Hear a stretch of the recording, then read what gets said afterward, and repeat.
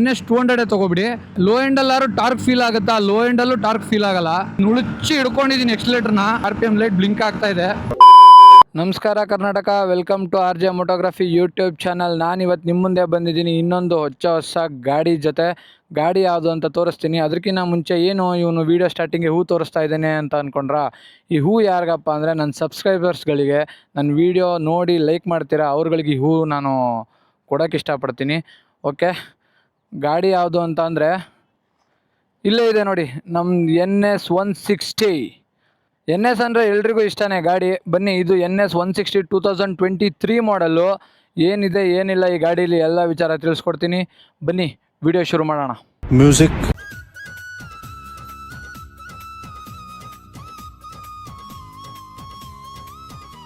ಈ ಹೂನ ಯಾರಿಗಾರು ಕೊಡಬೇಕಲ್ಲ, ಕೊಡೋಕ್ಕಂತೂ ಯಾರೂ ಇಲ್ಲ ಸದ್ಯಕ್ಕೆ.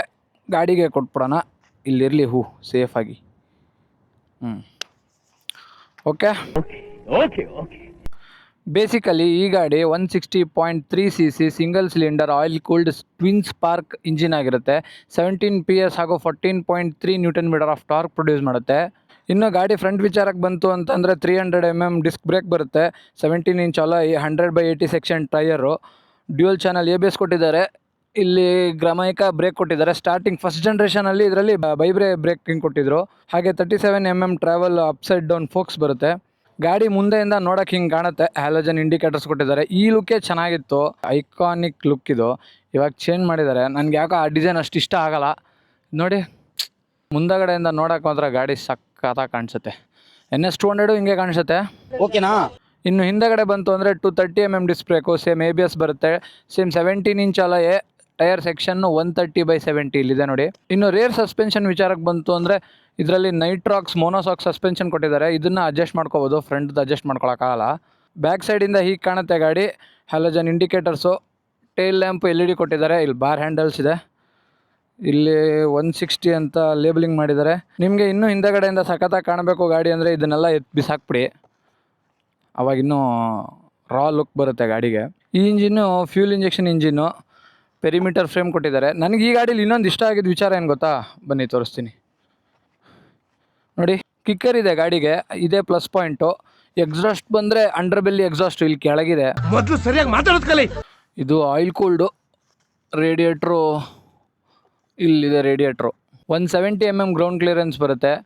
ಪರವಾಗಿಲ್ಲ, ಒಳ್ಳೆ ಗ್ರೌಂಡ್ ಕ್ಲಿಯರೆನ್ಸೇ ಇದೆ. ನೀವು ಆಫ್ ರೋಡ್ ಗಿಫ್ಟ್ ರೋಡೆಲ್ಲ ಆರಾಮಾಗಿ ಏನು ತೊಗೊಂಡೋಗ್ಬೋದು, ಏನು ತೊಂದರೆ ಆಗೋಲ್ಲ. ಬರೀ 152 ಕರ್ವ್ ವೇಟ್ ಇದ್ರದ್ದು. ಸೀಟು ಸಖತ್ ಸ್ಮೂತಾಗಿದೆ. ಪಿಲಿಯನ್ ಸೀಟು ಸಖತ್ ಸ್ಮೂತಾಗಿದೆ. 12 litre fuel tank capacity, around 40 to 45 mileage ಬರುತ್ತೆ. ಬನ್ನಿ ಗಾಡಿ ಆನ್ ಮಾಡಿ ನೋಡೋಣ ಇವಾಗ. ಇನ್ನು ಇದರಲ್ಲಿ ಏನೇನು ಬರುತ್ತಪ್ಪ ಅಂದರೆ ಇಲ್ಲಿ RPM ತೋರಿಸುತ್ತೆ, ಫ್ಯೂಲ್ ಇಂಡಿಕೇಟರ್ ಇದೆ, RPM ಲಿಮಿಟ್ ಲೈಟ್ ಇಂಡಿಕೇಟರ್ ಇದೆ, ಇಲ್ಲಿ ಗೇರ್ ಇಂಡಿಕೇಟರ್ ಬರುತ್ತೆ, ಇಲ್ಲಿ ಟೈಮ್ ತೋರಿಸುತ್ತೆ, ಇಲ್ಲಿ ಸ್ಪೀಡ್ ತೋರಿಸುತ್ತೆ, ಇದು ಓಡೋ. ಆಮೇಲೆ ಈ ಕಡೆ ಬಂತು ಅಂದರೆ ಇಲ್ಲಿ ABS ಇಂಡಿಕೇಟರ್ ಇದೆ. ಇಲ್ಲಿ ಬಜಾಜ್ ಅವ್ರದ್ದು ಚಿಕ್ಕದು ಸಿಂಬಲ್ ಲೈಟ್ ಬರುತ್ತೆ. ಇದು check engine, oil pressure, neutral, battery. ಇಲ್ಲಿ ಮೋಡು ಮತ್ತು ಸೆಟ್ 2 ಬಟನ್ ಇದೆ. ಇದೇನು ರೈಡಿಂಗ್ ಮೋಡ್ಸ್ ಏನಲ್ಲ, ಟ್ರಿಪ್ಪು ಓಡೋ ಇದಾಗುತ್ತೆ. ಟ್ರಿಪ್ ನೋಡಿ, ಟ್ರಿಪ್ 1, ಟ್ರಿಪ್ 2. ಆಮೇಲೆ ಹಾಗೆ ಬಂತು ಅಂದರೆ ನಮಗೆ ಟ್ರಿಪ್ 1, ಟ್ರಿಪ್ 2 ಆದಮೇಲೆ DTE ಕಿಲೋಮೀಟರ್ ಅಂದರೆ ಡಿಸ್ಟೆನ್ಸ್ ಟು ಬಿ ಎಂಡ್. ಇದರಲ್ಲಿರೋ ಫ್ಯೂಲಲ್ಲಿ 180 ಕಿಲೋಮೀಟರ್ಸ್ ಹೋಗ್ಬೋದು. ಅದೊಂದು ಇಂಡಿಕೇಟ್ ಮಾಡುತ್ತಿದ್ದು. ಅಷ್ಟು ಬಿಟ್ಟರೆ ಬೇರೆ ಏನೂ ಇಲ್ಲ. ಔಟ್ ಆ್ಯಂಡ್ ಔಟ್ ಗಾಡಿ ಈ ಥರ ಕಾಣಿಸುತ್ತೆ. ಕ್ಲಾಸಿ ಲುಕ್ ಮಾತ್ರ. ಇವಾಗ ಮುಂದಗಡೆ ಎಲ್ಲ ಚೇಂಜ್ ಮಾಡೆಲ್ಲ ಹಾಳು ಮಾಡಾಕ್ಬಿಟ್ಟಿದ್ದಾನೆ. ಇವಾಗ NS ಫೀಲೇ ಕೊಡೋಲ್ಲ ಅದು. ಮಾತಾಡಿದ್ದು ಸಾಕು, ಇವಾಗ ಓಡಿಸೋಣ ಬನ್ನಿ. ಹೇಗಿದೆ ಗಾಡಿ, ಫೀಲ್ ತೊಗೋಣ ಗಾಡಿದು ಸ್ವಲ್ಪ. ಇನ್ನು ಆಕ್ಸರೀಸ್ ವಿಚಾರಕ್ಕೆ ಬಂತು ಅಂದರೆ ಓನರ್ ಏನೂ ಹಾಕ್ಸಿಲ್ಲ. ಇದೊಂದು ವೈಸರ್ ಹಾಕ್ಸಿದ್ದಾರೆ. ಆ ವೈಸರ್ ಮೇಲೆ ನಮ್ಮದು ಇಂಡಿಯನ್ ಫ್ಲ್ಯಾಗ್ ಇದೆ ಅಷ್ಟೇ. ಅಷ್ಟು ಬಿಟ್ಟರೆ ಬೇರೆ ಏನೂ ಆಕ್ಸರೀಸ್ ಏನೂ ಹಾಕ್ಸಿಲ್ಲ ಓನರು. ಹೇಗಿದೆಯೋ ಹಾಗೆ ಇಟ್ಕೊಂಡಿದ್ದಾರೆ. ತುಂಬ ಚೆನ್ನಾಗಿ ಮೇಂಟೈನ್ ಮಾಡಿದ್ದಾರೆ. 3 ವರ್ಷದ ಗಾಡಿ ಅಂತ ಅನ್ನಿಸ್ತಾನೆ ಇಲ್ಲ. ಇನ್ನು ಇವಾಗಲೂ ಹೊಸ ಗಾಡಿ ಥರ ಕಾಣಿಸ್ತಾ ಇದೆ. ಅದು neat and clean and fit and ಫೈನಾಗಿ ಇಟ್ಕೊಂಡಿದ್ದಾರೆ. ಬನ್ನಿ ಓಡಿಸೋಣ ಇವಾಗ.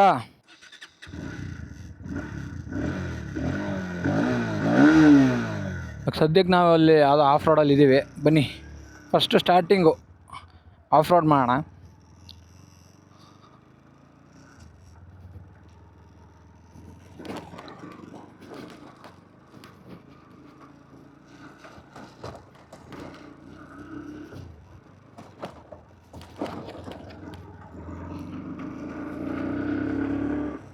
ಆಫ್ ರೋಡಲ್ಲೂ ನಿಮ್ಗೇನು 170 mm ಗ್ರೌಂಡ್ ಕ್ಲಿಯರೆನ್ಸ್ ಇದೆ, ಏನು ಟಚ್ ಆಗಲ್ಲ ಕೆಳಗಡೆ. ನೋಡಿದ್ರಲ್ಲ ನಾನು ಬಂದಲ್ಲ, ಏನು ಟಚ್ ಏನಾಗಲ್ಲ, ಆರಾಮಾಗಿ ಓಡಿಸ್ಬೋದು. ಎಲ್ಲದಕ್ಕಿಂತ ಮುಖ್ಯವಾಗಿ ನಾನು ನಿಮಗೆ ಗಾಡಿ ಕೀ ತೋರಿಸೋದೇ ಮರ್ತೋಗಿದ್ದೆ. ನೋಡಿ, ಇದೆ ಆ ಗಾಡಿ ಕೀ, ಈ ಥರ ಕಾಣುತ್ತೆ. ಸೋ ಫಾರ್ ಸಖತ್ತಾಗಿದೆ ಗಾಡಿ, ಓಡ್ಸೋಕ್ಕೆ ಮಾತ್ರ ಕಂಫರ್ಟಬಲ್ ಆಗಿದೆ. ಸಸ್ಪೆನ್ಷನ್ ಎಲ್ಲ ತುಂಬ ಚೆನ್ನಾಗಿ ರೆಸ್ಪಾನ್ಸ್ ಮಾಡ್ತಾಯಿದೆ. ನನಗೆ ಇದರಲ್ಲಿ ಮೇನ್ ಇಷ್ಟ ಆಗಿದ್ದು ಗೇರ್ ನಾನು ಶಿಫ್ಟ್ ಮಾಡ್ತಾ ಇರೋದು ಗೊತ್ತೇ ಆಗ್ತಾಯಿಲ್ಲ ನನಗೆ. ಬನ್ನಿ ಇವಾಗ ಟಾರ್ಮ್ಯಾಕಲ್ಲಿ ಓಡಿಸ್ ನೋಡೋಣ ಹೆಂಗಿದೆ ಗಾಡಿ ಅಂತ. ಇದ್ರದ್ದು ಟಾಪ್ ಸ್ಪೀಡ್ ಬಂದ್ಬಿಟ್ಟು ಅರೌಂಡ್ 120 ಅಂತ ಹೇಳ್ತಾರೆ. ಬನ್ನಿ ಚೆಕ್ ಮಾಡೋಣ ಎಷ್ಟೋಗುತ್ತೆ ಏನೋ ಅಂತ. ಇದರಲ್ಲಿ ಬರೋದು 5 ಸ್ಪೀಡ್ ಮ್ಯಾನ್ಯುವಲ್ ಗೇರ್ ಬಾಕ್ಸು. 9000 RPMಗೆ ಕಟ್ ಆಫ್ ಆಗುತ್ತೆ. NS 200 ಆದರೆ 10,000 RPM ಕಟ್ ಆಫ್ ಆಗ್ತಿತ್ತು. ಡ್ಯುಯಲ್ ಚಾನಲ್ ABS ಬರುತ್ತೆ, ಸೊ ನೋ ಟೆನ್ಷನ್ನು, ಬಾರ್ಸಾಡ್ಬೋದು ಗಾಡಿನ. ಇಲ್ಲಿ ಸ್ವಲ್ಪ ಇನ್ಕ್ಲೈನಿಂಗ್ ಡೌನ್ ಇದೆ, ಇಲ್ಲಿ ಬರ್ಕೋತಾ ಇದೆ ನೋಡಿ. 115 116 ಹೋಯ್ತು. ನಾನಿರೋ ವೆಯ್ಟ್ಗೆ ಇಷ್ಟೇ ಅನ್ಸುತ್ತೆ ಹೋಗೋದು. ನನಗಿನ್ನ ಒಂದು ಸ್ವಲ್ಪ ಕಡಿಮೆ ವೆಯ್ಟ್ ಇರೋರಾದರೆ ರೀಚ್ ಆಗ್ಬೋದೇನೋ 120, ಆದರೂ ಮುಖ ಕರ್ಕೊಂಡು ರೀಚ್ ಆಗಬೇಕು 120. ಮಿರರ್ ವಿಸಿಬಿಲಿಟಿನೂ ತುಂಬ ಚೆನ್ನಾಗಿದೆ, ಮುರಿದೋಗಿದೆ. ಪರವಾಗಿಲ್ಲ ಬನ್ನಿ. ಅದು ಎಷ್ಟೇ ಸಿಸಿದಾಗಿರಲಿ ಜನ NS ಅಂದರೆ ಕಣ್ಣು ಮುಚ್ಕೊಂಡು ತಗೋತಾರೆ. ಈ ಗಾಡಿಗೆ ಒಂಥರ ಕಲ್ಟ್ ಫ್ಯಾನ್ ಬೇಸ್ ಅಂತಲೇ ಹೇಳ್ಬೋದು. ಈ ಗಾಡಿಗೆ NS ಅಂದರೆ ಜನರಿಗೆ ಇಷ್ಟ. ಒಂಥರ ಬಡವ್ರ ಬಾದಾಮಿ ಅಂತಾರಲ್ಲ, ಆ ಥರ ಬಡವ್ರ ಹಯಾಬುಜಾ ಅನ್ಬೋದು. ಈ NS ಅಲ್ಲಿ ಯಾವ್ಯಾವ ಗಾಡಿ ಬಿಟ್ಟಿದ್ದಾರೆ, 3 ಥರ ಗಾಡಿಗಳಿದ್ದಾವೆ. ಒಂದು 125cc, 160cc, 200cc ಹಾಗೂ 400cc. ಅದರಲ್ಲಿ ಎಲ್ಲ ಗಾಡಿಗೂ ಆ CC ಸೆಗ್ಮೆಂಟ್ ಕಿಲ್ಲರ್ಸೇ ಆ ಗಾಡಿಗಳು. ಮೇಯ್ನಾಗಿ NS ಅಲ್ಲಿ ಇಷ್ಟ ಆಗೋದೇ ಅದ್ರ ಪರ್ಫಾರ್ಮೆನ್ಸು ಮತ್ತು ಸ್ಟೆಬಿಲಿಟಿ. ಈ ಗಾಡೀಲಿ ಮೈಲೇಜು ಅರೌಂಡು ನೀವೊಂದು 70-75 ಹೈವೇಲಿ ಕ್ರೂಸ್ ಮಾಡ್ತೀರಾ ಅಂದರೆ ಒಂದು 45ವರೆಗೂ ಮೈಲೇಜ್ ಕೊಡುತ್ತೆ ಗಾಡಿ. ಸಿಟಿಲಿ ಅರೌಂಡ್ 42, 43 ಒಳಗಡೆ ಕೊಡ್ಬೋದು. ಆಯ್ತು ಬಿಡು. ನಿಮ್ಗೊಂದು ಒಳ್ಳೆ ಬಜೆಟಲ್ಲಿ ಒಂದು ಮೀಡಿಯಮ್ ಪರ್ಫಾರ್ಮೆನ್ಸ್ ಇರೋವಂಥ ಕಂಫರ್ಟಬಲ್ ಆಗಿ ಓಡಿಸೋವಂಥ ಗಾಡಿ ಬೇಕು ಅಂದರೆ ನಾನು ಈ ಗಾಡಿ ನಿಮಗೆ ಸಜೆಸ್ಟ್ ಮಾಡ್ತೀನಿ. ಹಂಗಂತ ಈ ಗಾಡಿ ವ್ಯಾಲ್ಯೂ ಫಾರ್ ಮನಿನ ಅದಲ್ಲ, ಯಾಕಂದರೆ ಇನ್ನೊಂದು 13,000 ಹಾಕಿದ್ರೆ ನಿಮಗೆ NS 200 ಬಂದ್ಬಿಡುತ್ತೆ. ಆದರೆ ನಿಮ್ಗೆ ಈ ಗಾಡಿ ಬೇಗ ಬೋರ್ ಆಗೋಗುತ್ತೆ ಹೈವೇಲೆಲ್ಲ. ಟಾಪ್ ಸ್ಪೀಡ್ ತುಂಬಾ ಬೇಗ ಮುಟ್ಬಿಡ್ತೀರಾ. 120 ಟಾಪ್ ಸ್ಪೀಡ್, ಆದರೆ ನಾನು ಇಷ್ಟು ಡೌನಲ್ಲಿ ಬಾರ್ಸಾಡ್ತಾ ಇದ್ದೀನಿ, 120 ರೀಚ್ ಆಗ್ತಾಯಿಲ್ಲ ನನ್ನ ಕೈಲಿ ಗಾಡೀಲಿ.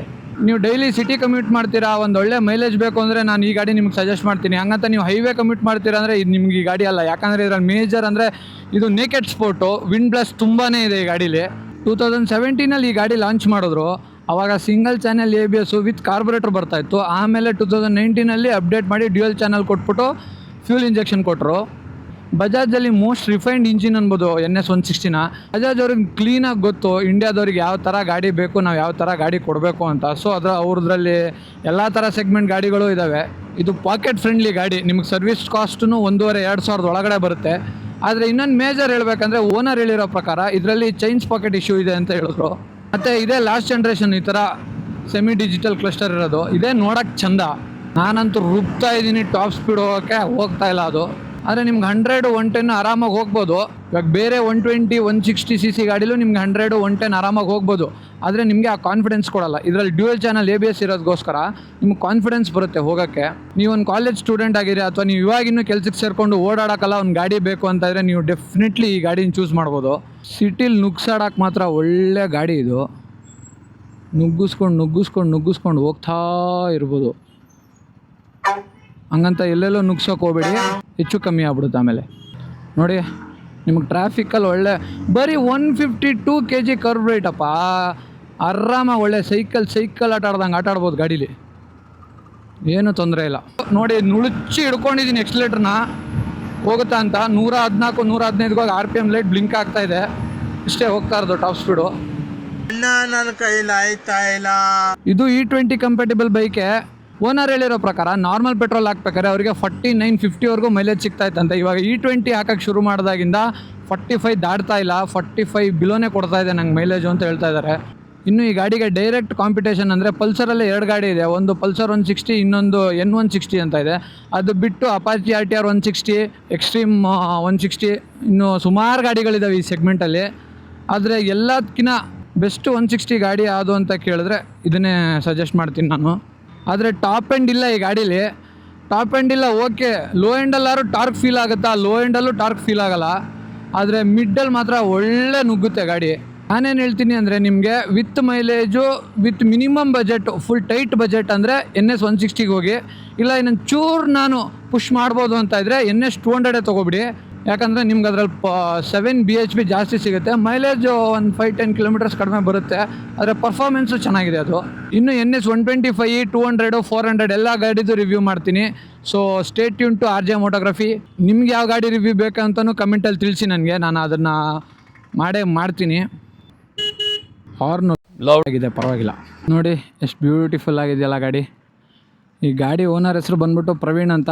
ಥ್ಯಾಂಕ್ ಯು ಪ್ರವೀಣ್ ಬ್ರೋ, ಇಂಥ ಒಂದು ಬ್ಯೂಟಿಫುಲ್ ಮೆಷಿನ್ ಎಕ್ಸ್ಪೀರಿಯನ್ಸ್ ಮಾಡೋಕ್ಕೆ ಕೊಟ್ಟಿದ್ದಕ್ಕೆ. ಓಕೆ, ಇದಾಗಿತ್ತು ನಮ್ಮ NS 160 ಗಾಡಿ ರಿವ್ಯೂ. ವಿಡಿಯೋ ಇಷ್ಟ ಆಗಿದ್ರೆ ಒಂದು ಲೈಕ್ ಮಾಡಿರಿ, ಸಬ್ಸ್ಕ್ರೈಬ್ ಮಾಡ್ಕೊಳ್ಳಿ. ಹಾಗೆ ನಿಮಗೇನು ಇಷ್ಟ ಆಯಿತು, ಇಷ್ಟ ಆಗಿಲ್ಲ, ನಿಮ್ಗೆ ಯಾವ ಗಾಡಿ ಇಷ್ಟ, ನಿಮ್ಮ ಹತ್ರ ಯಾವ ಗಾಡಿ ಇದೆ ಅಂತ ಒಂದೇ ಒಂದು ಕಮೆಂಟ್ ಹಾಕಿ. ನಾನು ಸಿಗ್ತೀನಿ ನಿಮಗೆ ಇನ್ನೊಂದು ಇದೇ ಥರ ವಿಡಿಯೋ ಜೊತೆ. Until then tata, take care, goodbye. ಮತ್ತೆ ಭೇಟಿಯಾಗೋಣ. ನಮಸ್ಕಾರ.